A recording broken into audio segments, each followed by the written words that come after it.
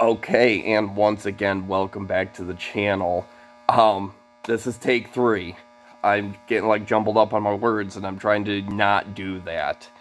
So, tonight's video was supposed to happen yesterday, but I just kind of decided to just sit back, enjoy my day off, hang out with the child, and just kind of relax for the day. So this video did not happen, but yes, right now I want to sit here and talk about the 4 levels of prepping. This is strictly my opinion. You know, somebody is more than welcome to have a different opinion, or if they want to rank these differently. But to me, you know, this is how I would run it. This is how I feel it should be. So, my opinion. But I went through and 4 different levels of prepping. You know, this is 4 levels of prepping. I picked out 4 different topics that kind of fit in the whole prepping category that I feel are number 1 is most important, number 4 not important. There's still important things. All 4 of these subjects categories are extremely important, but to me, number 1's more important than number 4. So let's just dive right into that. So on the first level, the top priority is food and water. Why do I have food and water as top priority? Because you need food and water to survive. It's that simple. You cannot function without food. You cannot function without water. Yes, you can run a few days without water, but you're not going to be yourself. You're going to be very bogged down. You're going to get dehydrated, and you're going to have more issues, and eventually lead up to dying. And same with food. Food you can go a bit longer without, but if it's the end of the world, and, you know, you're sitting out there, you know, doing physical work, or walking, or hiking, or rucking, or whatever, moving from point A to point B, you're going to be burning through so many calories. And if you're not sitting there bringing in those calories, then you aren't going to be as effective. And eventually you will die without food. It's pretty freaking simple. So, right now, while you still can, sit there and take the time to make sure that your food and water storage is the highest you can get it. You know, you got 6 months, okay, move to 12 months. You got 12 months, move to a year and a half. You know, always, always, always, always add to your food and water. And, you know, another thing to look into when it comes down to food and water, learn different ways to properly store them. Because, you know, food goes bad. So figure out ways to vacuum seal your food, that way it lasts longer. You know, store your water so it doesn't go bad. You know, constantly okay, this one expires next month, let's get it eaten up, or donate it, or, you know, whatever, and then replace it. You know, constantly work on your food and water storage, because it's something that is extremely important. And out of everything in the whole prepping world, food and water is always and should always be your top priority.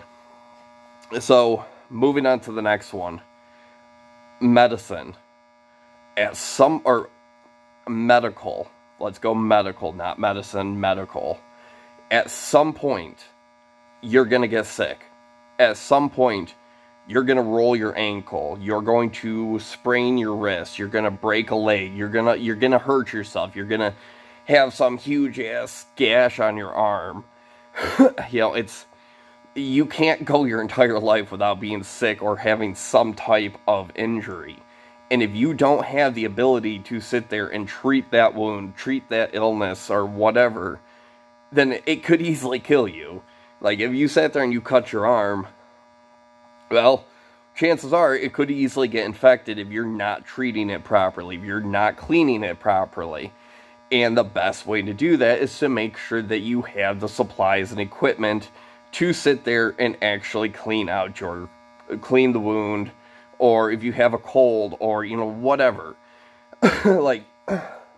One of my, favorite places to go to when it comes down to the whole medical side of things is the Dollar General. The Dollar General, you could go there, and it's basic medical supplies, not like tourniquets and chest seals and stuff like that. It's just your basic run-of-the-line medical supplies. But you can go there with, let's say, $50 to $100. You know, you're prepping, one of your prepping hauls, you want medical. Like, if you don't have access to ordering stuff online or going to like somewhere you could get like bulk medical supplies, the Dollar General is a pretty good place because you can sit there and get gauze pads, ace wraps, bandages, all sorts of different stuff for relatively cheap. Like, you could sit there and go with $50 to $100 and get a good supply of wound dressings or just a basic wound dressings. And you'll have a good supply of it, have a good storage. And, you know, and having, like, good medical kits, like, take your time on that one. Like, if you're looking for a good medical kit, me personally, I haven't done it yet. It's something that I need to do, but I would go to, like, Bear Independent. Like, he's got so many different medical kits for so many different things that that by itself would be worth it. But yeah, getting stocked up on medical, you know, it is a very important thing. Like, it doesn't top food and water, but it is up there.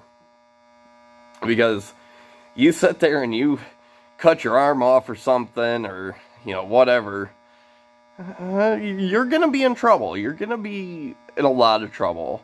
Or even getting sick. Like, to get stocked up on like antibiotics that you can easily get, or, you know, cold and flu medicine. That's the next problem with the whole medical side of things. A lot of the medicine doesn't really have a big shelf life. So you really want to make sure that what you do buy has a good shelf life and you're constantly checking it. Because if you sit there and you buy a bottle of cough syrup for your kids, and 4 months later, the world ends, and your daughter or whatever comes down with the flu or cold or whatever, and then you go to give it to them, and it's like, oh, this really isn't effective now because it expired 3 months ago. So, paying attention to the expiration date on the medicine is also a priority in this. But yes, make sure you're stocking up on medical supplies. Whether it's for injuries or illnesses, stock up on it. Tourniquets, bandages, Band-Aids, because Band-Aids, your daughter cuts her face or whatever, you slap a Band-Aid on that, they're going to be a lot better than they were 5 minutes ago. At least my daughter is. But yes, anyways, moving on to number 3, security. When I say security, I'm referring to guns, ammo, the tactical stuff, you know, stuff like that.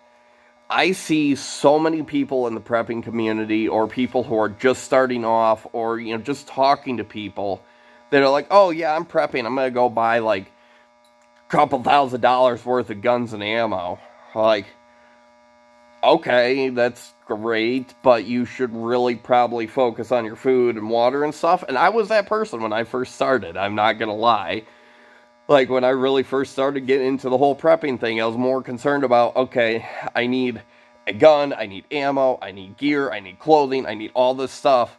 And then I kind of just sat there, I was like, probably should have stocked up on some food and water before I touched on this too much. And it is important. Like, security is important because you want to make sure not only yourself is protected, but your community, your family, you know, whatever. You don't want your community unprotected, because then anybody can attack you and take what you have. So yes, security is an important thing that should have some type of attention, but it's not the most important thing. Like, just because you have 10,000 billion rounds of ammo and this $80,000 AR-15 or whatever, you can't eat that. Like, so if you're spending all this time focusing on your security aspect, but not on food, water, medical, I guarantee you're going to die from starvation before somebody shoots you. Like, just an idea. And, you know, if you're really, like, dead serious on, you know, making sure you have some type of security, something as simple as a shotgun. Shotguns. Perfect security. $170 for this. And it works perfectly fine. Like, I did not break the bank on this. Works perfectly fine if you have to defend yourself, if you have to defend your home, your family, community, whatever. Shotgun. Perfectly fine. You don't have to drop $30,000 on a shotgun. Like, right now, it's a little bit of a different story because ammo is still quite hard to come across. But, you know, a shotgun, you could sit there, go to Walmart, you could sit there, go to a gun store, and not so much Walmart, but, like, at least my local gun stores still do have a small selection of shotgun ammo. I have not seen the shotgun ammo go away. Like, maybe at the beginning of all the whole stuff over the last couple years, but, like, right now, like, I'm still seeing boxes of shotgun shells.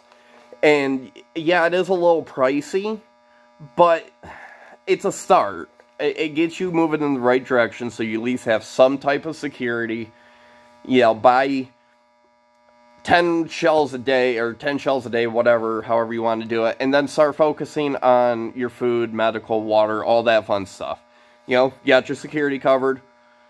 I mean, if you truly want to, go on Amazon, buy yourself a nice little chest rig, battle belt, whatever. Set it up to where you could function. Like this stuff that I'm wearing right now. This stuff right here. Probably $60-ish, $70 worth of stuff. And it works perfectly fine. It's comfortable. It's, you know, lightweight. It works. So you don't really need to start off spending your entire life savings on security when it comes out to the prepping thing. Once you start getting a good supply of food and water and medical, like if you want to sit there and go spend a pretty penny on an AR-15 or a nice 6.5 Creedmoor, you know, whatever, something to kind of beef up your security, okay, yeah, go for it. But I really want to start diving into that until you are in a position to where you have a year's worth of food, 2 years worth of food. You know, I would sit there and focus my attention on that before really diving into security. So, finally, the last one is just miscellaneous items, tools, building supplies, whatever, books, shelving, you know, whatever you can think of, outside of food, water, medical, security, whatever you can think of, you know, once you have a good supply of all three of them, like, obviously, food's first, food and water's first, you know, then start focusing on it. Start focusing on, like, okay, I want to get stocked up on some cheap lumber. Yeah, right. Get stocked up on some lumber. Get stocked up on stuff to where if I need to do repairs to my house because it's, you know, negative 20, 10 feet of snow and the world ended. Okay, you have a good supply of hammers, nails, building supplies, tarps, stuff like that. Stuff to where you can, like, repair your shelter or, you know, whatever.